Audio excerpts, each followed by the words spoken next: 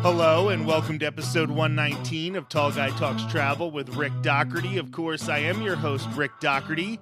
On today's show, I'll be joined by Justin, who is known on Twitter as @DisneyWithBooze. He's doing a very important fundraiser all of this month. Justin is also going to be talking about runDisney races and his favorite lounges on Walt Disney World property. Let's welcome him right now. Thanks for being here, Justin. My pleasure. Thanks for having me today, Rick. So I thought the first thing we would discuss today is runDisney, because while we've been following each other on Twitter for quite some time, the first time we actually met was in mile 7 of the Toy Story 10 miler. I was about to get a cramp in my right calf, and you had some miracle juice. I don't even know what it was, but you told me it was going to take about 5 to 10 minutes and the cramp would go away, and it went away almost immediately. Yes, I understand it was probably psychosomatic, but you really helped me finish that Toy Story 10 miler. Why don't you talk a little bit to start about what it is you like so much about runDisney, why you take part in almost all of these events, and then specifically about the Toy Story 10 miler and what you liked about that one. Sure, absolutely. My pleasure. So I've been running the runDisney races for, I don't know, probably about 6 years, 7 years. Started in the West Coast, actually, right before they decided to end the Disneyland half marathon and all of those great runs that there used to be. But the excitement of that is I get to see the same people over and over again, and they come from all across the country. So this great little network that I've kind of built of really fantastic people, fantastic human beings, I actually get to see them 4 times a year at most of these races, and whether they can make them all or I can make them all, at least I know that I have something to look forward to. So runDisney is a little bit higher priced in terms of runs compared to other races that you can do. But one would expect that with it being Disney. But I find great value in it still anyway, because again, of the great people that I get to meet and encounter. I do appreciate the character stops. That's probably my favorite part. There's a great after party. There's a great before party if you're into that. But personally, I don't like to wake up that early, so I celebrate during the after party. But I also very much like the character stops and again, just seeing really fantastic people. And then to your point, I was fortunate to see you as we were coming up towards the later part of the Toy Story 10 miler, and I just happened to be jogging, and you're hard to miss because you're a very tall gentleman. So as I came upon you, I had some glucose left, so that's what I passed on to you. But it was fantastic to see you, and it was kind of what I needed, because we were right up on that overpass, and that overpass is no joke when you're coming up on it, the last stretch there. It's like the last giant hill that you had to get up and over, and I know I was mentally struggling. It was day 3 of running, and I was not looking forward to it. So you were definitely a breath of fresh air, and then got to meet you, got to say hi, got to grab a photo, and then keep going towards the finish until eventually we get to that great finish line and see some more fantastic people that we know. That 10 miler race has had the same course for the past 2 years, and I think it is such a weird one because you start off with you're immediately in Epcot, and then you're running past Boardwalk and you're running through Hollywood Studios. The motivation is so easy at the beginning of that race. And then like at mile 5, now you're outside of the parks and you have to have that entire motivation. Like you're motivating yourself. And the overpass at mile 7 is not as bad as the on-ramp, that you have to run up this on-ramp and you're sort of at an angle. So I have never done that where my ankle hasn't just felt awful once I got to the top of that. Yeah, you're absolutely right. It's to your point, I guess that, they got to clear us out of the parks, but we definitely start. The fun part of the race is definitely the beginning when you get to visit the 2 parks, the boardwalk, you get all the great crowd support. And then the later half of the race, as the sun is thinking about coming up and getting a little bit warmer, and you're exhausted and nothing but road until you finally can see Spaceship Earth again towards the very, very end. But yeah, to your point, that on-ramp that just keeps going and going and going round and round and round, it's such a huge angle. There's definitely a weird way that you have to approach that, and it's very awkward to run that entire distance or walk that entire distance, since there's such change in elevation between your left foot and your right But so it does make it as an interesting maneuver there around mile 6 as you approach mile 7. But to your point, yeah, last couple of years that has been the case. So I assume that due to logistics, they're probably going to keep it the same way. But it's something that is a little treacherous and definitely something to ponder as you're starting to run that race and really try to enjoy the first part of the race, because the latter part of the race is not quite as exciting. I was much more active in the running community before the pandemic. I did a lot of races back then. I was basically doing one every Saturday.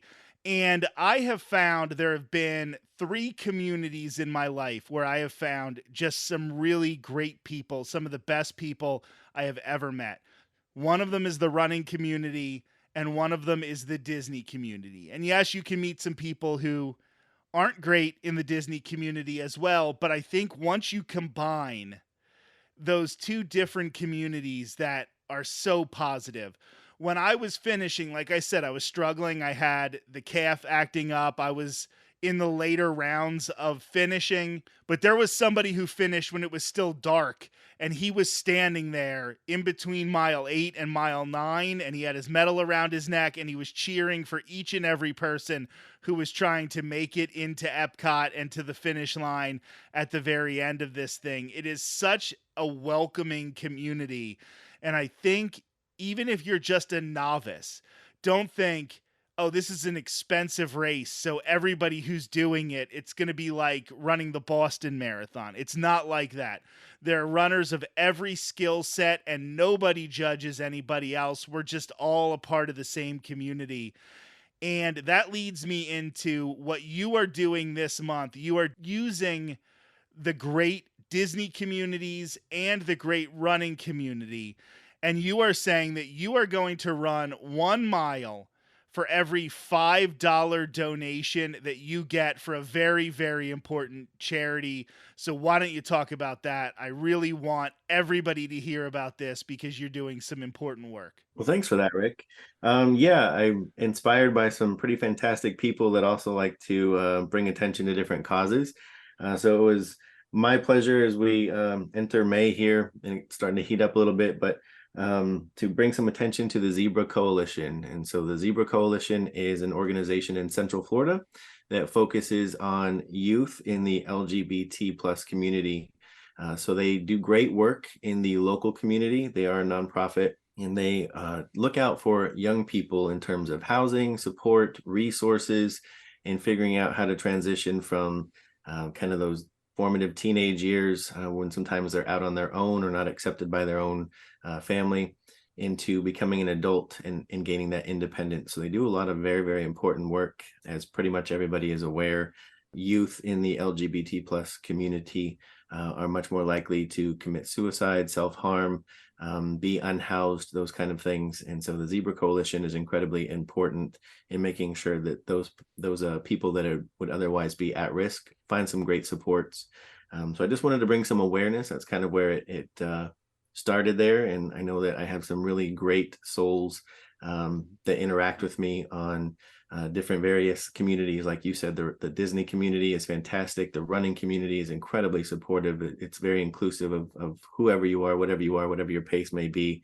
It's all about support and making sure that each of us finds a connection in protecting our own well-being. So it was just my pleasure to kind of bring some attention to that organization. And I thought running is a great way to do that. It's a great way for me to also get healthy physically and mentally. So I wanted to make sure that I acknowledge that. It's a little bit selfish too, and making sure that I'm taken care of while we bring some attention to a really great cause that's near and dear to my heart. And I think a lot of us in the community have been attracted to Florida because of these theme parks. We love them.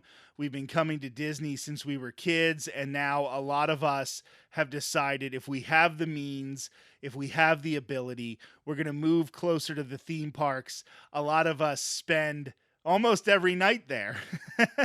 And some of us, like myself, I'm a little further away, so I'm there about once a week. But that's even a huge thing.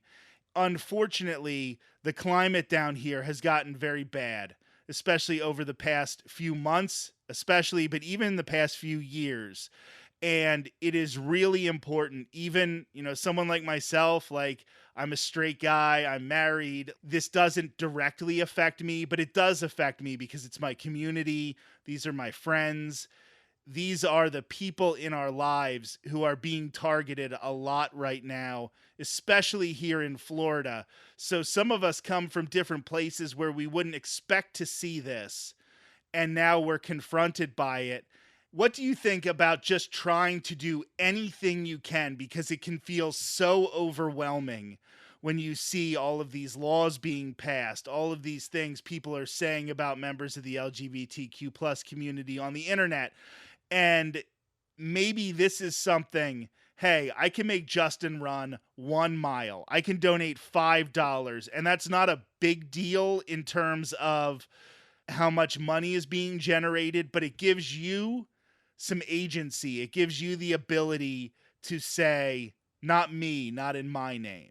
Yeah, absolutely. I would absolutely say that even that $5 donation where we have mutually agreed that we are supportive of people that need a hand up and need support. We are visible in that capacity. So whether or not it is acknowledged, I think when there is that conversation very publicly on social media, folks that need to feel some kind of solace or need to feel some kind of protection of everything is not against me. Some people are actually on my side. Some people are actually looking out for me.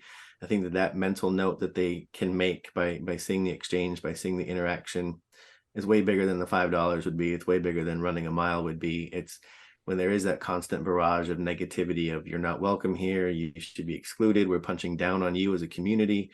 When they have the opportunity, when somebody has the opportunity to see not everybody's against me. There are people that are my allies. There are people that will stand up for me when I'm too tired to stand up for myself. I think that's probably the bigger benefit of raising some awareness and having these conversations and trying to make it as public as possible, just so that there are folks that the best way that I guess I could put it is we won't actually know the people that we get to impact by monetary donations or anything else like that. We won't get to know those people. But the people out there that we do get to interact with, they'll see what we're doing and they'll know who we are as people. And they'll know that they can take comfort in knowing that they do have support. They do have allies. And Central Florida is getting an awful bad rap. Florida in general is getting an awful bad rap because of our legislators and the folks that are generating that climate or fostering that climate. But not all the people here think like that or want other people to feel ostracized like that. So it's important to have that counter voice that says you are protected, you are safe, you do have allyship here. Last year, I did a pilgrimage in Ireland to raise money for domestic violence. And I thought that more important than the money that we raised, while that is very important and it helped women and it helped children, but when I was growing up and I lived in an abusive household, I would have liked to have seen somebody saying, this isn't okay.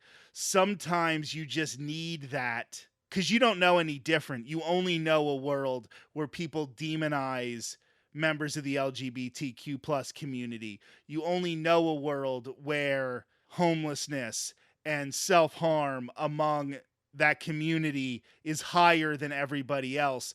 So to see that there are going to be some people, there is somebody that if you just have to shoot a DM to Justin because you're struggling with something, you know, because he's doing this, that he is a safe place to go in the storm. And I think that's almost more important than the money sometimes. But how do people actually donate to this cause? Let's make you run a ton of miles.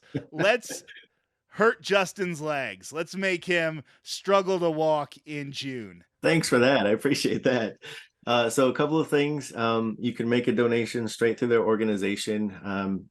At their website, if you just search in Google Zebra Coalition or zebrayouth.org, it'll come up with their page of all the different ways you can help. Yes, you can make a monetary donation. You can volunteer time. They do have all of the ways that they go about checking their folks that are going to actually interact with their organization, and then volunteer their time. That's probably more important than even monetary donations. But some of us don't have the ability to donate our time, or we're too far away to do that. So by all means, you can make a monetary donation. It is a nonprofit. And so you would go to zebrayouth.org. They also have a Facebook page that will allow you to make a donation directly to them. And then if you would like to put in there in honor of, we're just kind of using the hashtag inclusion. So we keep putting in honor of hashtag inclusion so they understand who this is coming from. This is coming from our network of support. It's not just one-offs, but we are intentionally telling them you are supported. We appreciate the work that you do in our community. So that's probably the best way to do it. And if you would like to send me a screenshot of that, either in the DM so it's private, or you are welcome to also add it to the thread that's on my pinned tweet. And I will be happy to add those miles accordingly for you. And I think a lot of people who listen to this show are people who are planning vacations. They live all over the country, sometimes in other countries, and they might be seeing the news and understanding that things aren't great down here right now.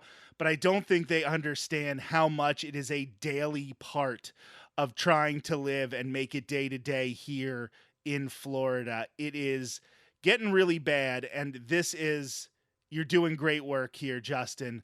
We really appreciate this. I do now want to turn things over and have some more fun, because what we do is we have fun and then we use that to try to help other people, because helping people doesn't have to be this big sacrificial event. We can talk a little bit about what's going wrong, and then we can have fun talking about lounges at Walt Disney World. I love when I can have somebody on the podcast who drinks, because I don't drink. So that is a huge gap in my information. So all the people coming from all across the country who want to come down here, enjoy a lounge atmosphere. First of all, I think we're going to agree on what is the best lounge at Walt Disney World. So why don't we start there and tell everybody about the best lounge on property? So my vote, hands down, is going to be Nomad Lounge at Disney's Animal Kingdom Park. That is my absolute favorite for many, many reasons. The ambiance when you walk in is just like you transported to a whole other destination outside of a theme park. There's also great ways inside of there to actually just look up and start reading some great quotes that are along the roof or the ceiling. And when you start talking to the bartenders, you can also ask them about how to donate to the World Wildlife Fund or the Disney Wildlife Fund. And they've got these great little hang tags for you. You'll see them all over the building. So there's a lot of ways, again, to donate in that whole Animal Kingdom Park sustainability theme. But outside is really where it's at. Outside along the riverway, for me, you get the little caravans, flotillas coming by with the characters on them. The soundtrack that is playing in the background is unbeatable for me. So that is my own personal getaway spot. And I am guilty of taking some work to do there and just kind of enjoying myself for a few hours, just hanging out and taking up table space. And for somebody like me who doesn't drink, there are some definite advantages to Nomad Lounge, even without alcohol. This is a place where you can get, in my opinion, the only good churros on Walt Disney World property. They have a churro appetizer, which gives you like 5 or 6 churros, dipping sauce, and it's $9. You're going to pay $7 for one of those burnt dry churros in the park. Go into Nomad Lounge, get in the AC, and get one of those churros. They also have the Impossible Sliders. So if you're looking for a plant-based burger, you can get that there. They have the bread service. I'm going to say they changed the bread service, and I liked the old one a little better. But there's a lot to do at Nomad Lounge. Absolutely. They've also got $10 ribs. And those are probably the best deal in there. And they've also got lobster mac and cheese. I think it's running like $24 right now, but it is like a meal for two. It's very, very filling. But you've nailed all the ones that are typically my go-to snacks while I'm hanging out there. So definitely a great vibe. And alcohol doesn't need to be involved, but they've also got some pretty fantastic beverages as well. It is a great atmosphere. I always have so much fun when I am there. I think it is something that is a must see in that park. It's attached to Tiffin's, which, if you have the chance to get a reservation and you want to make that fancy meal, this is the one that I would say make this your splurge meal. Look at every different room, see all the different atmosphere. You are not going to regret going to Tiffin's. But if you can't get that Tiffin's reservation, or maybe that price of dinner isn't on your agenda this trip, stop into Nomad Lounge and just experience some of the vibe. So, what are some other hidden gems when it comes to lounges? We all know about Baseline Tap House and some of obviously Oga's Cantina, but those aren't necessarily the best places to sit down and chill and meet up with some friends and have some drinks. Agreed. Another one that I would say is a semi-secret, only because nobody thinks to really look there, but Bellevue Lounge inside of the boardwalk. That's actually kind of up and out of the way, so you have to almost know to look for it in order to find it. But it's completely quiet every time I've ever been there. Usually I'm one of one person there or one of two people there when I'm there. So you really get great service, but you also get kind of your own tucked away little area if you have a small group of folks that you would like to meet up with and hang out with. Again, fantastic vibe.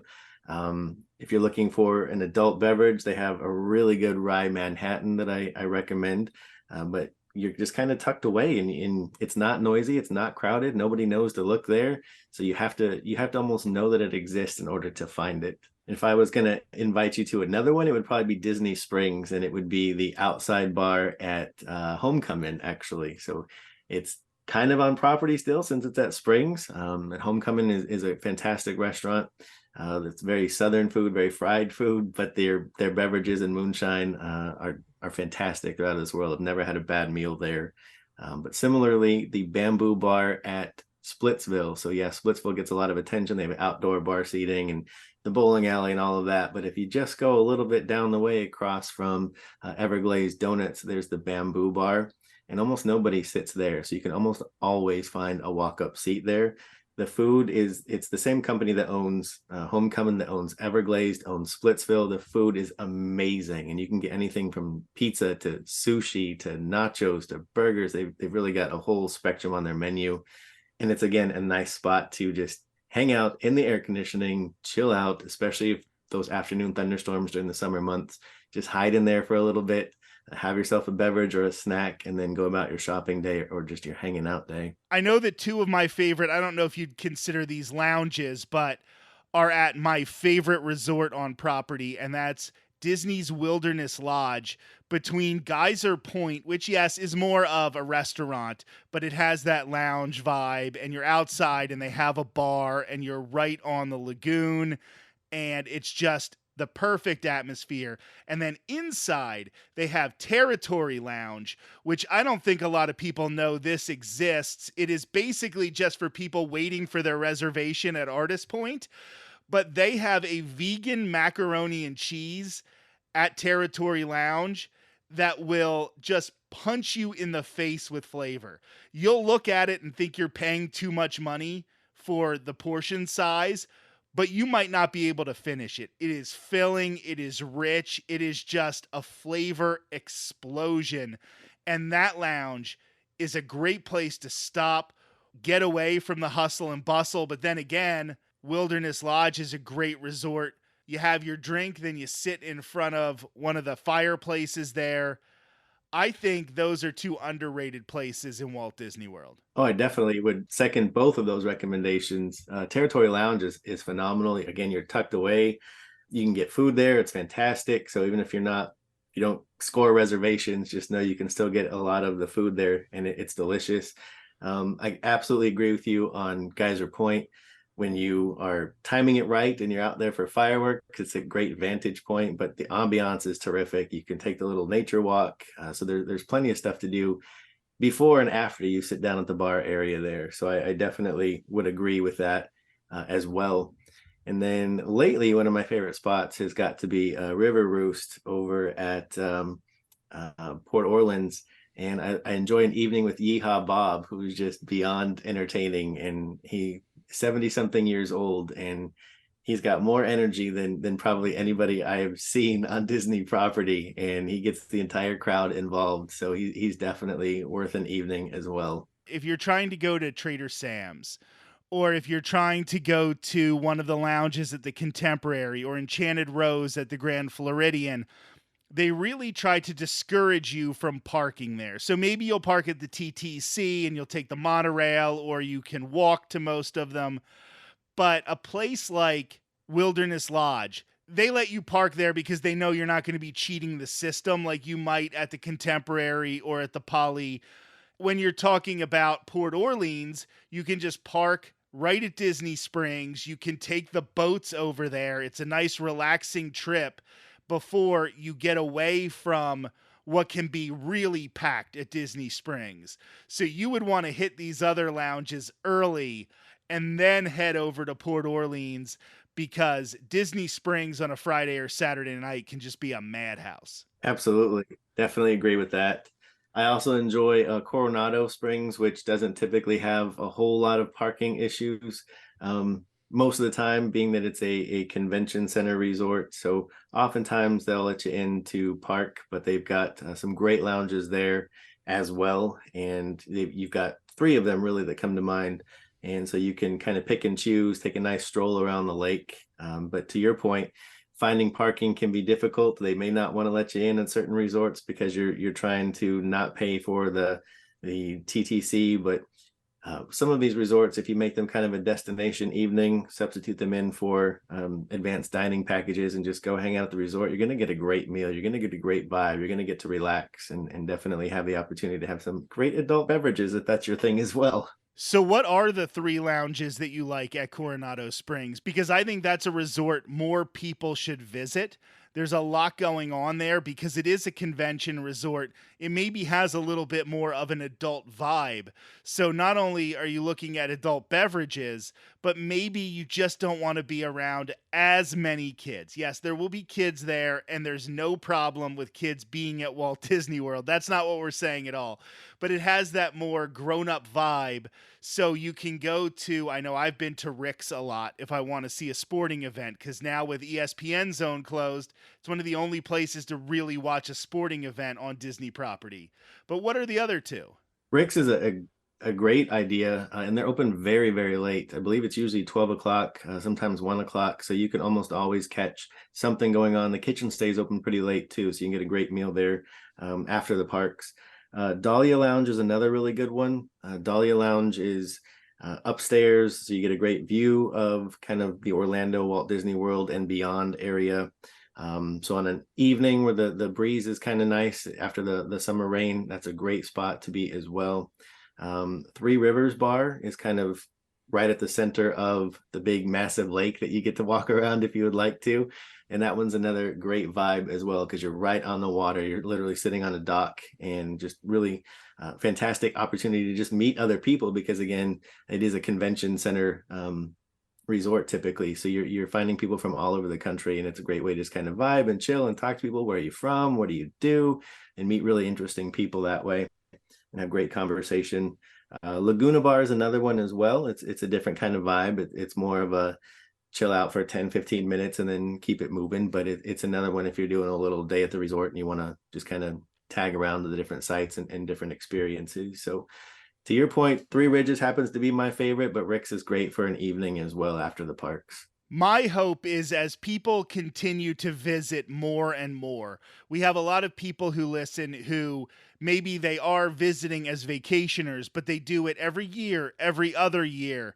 And maybe at the beginning, you're rushing ride to ride and you want to get everything done every time you're there. But the more you've experienced everything, sometimes you can be like, maybe I don't need to do Winnie the Pooh this trip and I'm going to spend 20 minutes at Enchanted Rose, or I'm going to head over to Wilderness Lodge because the theme parks are just a very, very small fraction of what there is to do at Walt Disney World. And I love telling people about stuff like this. Yeah, thanks for including that because to your point, as a local, where I'm 15 minutes away from any of the given parks, I enjoy the resorts far more than I enjoy the parks for a multitude of reasons, but it's unchaotic.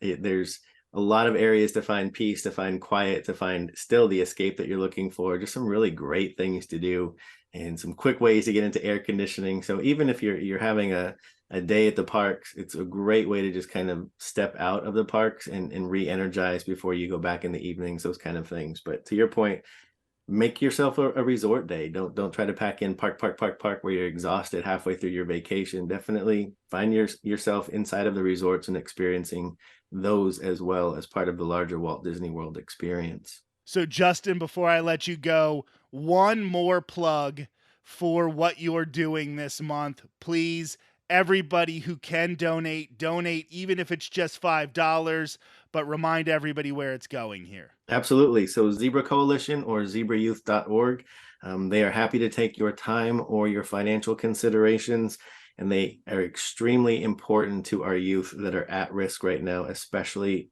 in Central Florida and especially at this very moment. So we are grateful for any energy or funds that you can put in their direction. Justin, thank you so much for being on the show. Thank you. You can find Justin on Twitter at Disney with Booze. This has been episode 119 of Tall Guy Talks Travel with Rick Doherty. We will be back with a brand new episode next Thursday. Until then, have a great week.